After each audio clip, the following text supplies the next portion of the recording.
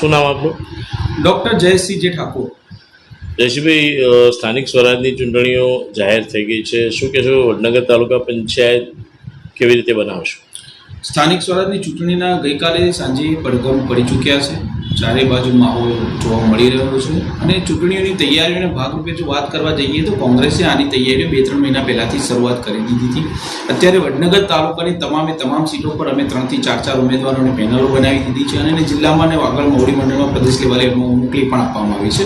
આગામી સમયમાં હવે જે નિર્ણય પાર્ટી મોવડી મંડળ લેવાનો છે એ યોગ્ય પ્રમાણે લેશે. સર્વે પણ ચાલુ છે. બીજું, તાલુકાનું અમારે અહીંયા સેન્સ પ્રક્રિયાઓ પણ પૂરી થઈ ચૂકી છે. દરેક પ્રભારીઓ પણ આવ્યા છે. જિલ્લાના પ્રદેશ અધિકારીઓ, જિલ્લા પ્રમુખ સહિતના આવીને સેન્સ પ્રક્રિયા પૂરી કરી અને પેનલો બનાવીને સાથે લઈને ગયા છે. એટલે 2 થી 3 દિવસમાં આખું ચિત્ર સ્પષ્ટ થઈ જશે. બીજું, અત્યારની જે તૈયારીઓ ચાલી રહી છે એના હિસાબથી અમને એવું લાગી રહ્યું છે કે આ વખતે નગર પંચાયતમાં, તાલુકા પંચાયતમાં કોંગ્રેસનો ધરખમ વિજય થવાનો છે. મોટાભાગની સીટો અમે કવર કરવા જઈ રહ્યા છીએ.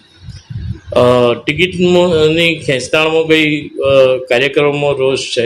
હા, ટિકિટની ખેંચતાણમાં અમારે ત્યાં અત્યાર સુધી એવું કોઈ છે નહીં. દરેક જગ્યાએ ચારની પેનલો બનાવી છે અને દરેક વ્યક્તિઓને એક પણ અમે સ્પષ્ટ ઉપરથી સંદેશ આપવામાં આવ્યો છે કે આપણું નિશાન એક પંજો છે અને પંજો જેને પણ સ્વીકારે એને આપણે સ્વીકારવાનું છે અને બાકીના જેને ટિકિટ નથી મળતી એ પણ એકબીજાને સહકાર આપીને ટેકો આપવાનો છે. આ સ્પષ્ટ વાત છે. એટલે ખેંચતાણમાં ક્યાંય નથી. 1-2 જગ્યાએ કદાચ રેર અપવાદ રૂપે મને નથી લાગતું કદાચ હોય, પણ પાછળથી કદાચ અપવાદ થાય એ તો અમારું મોવડી મંડળ અને અમારી ટીમ સક્ષમ છે અને એનું જે પણ હશે સોલ્યુશન લાવી. પણ નથી, આ વસ્તુ જરાય નથી.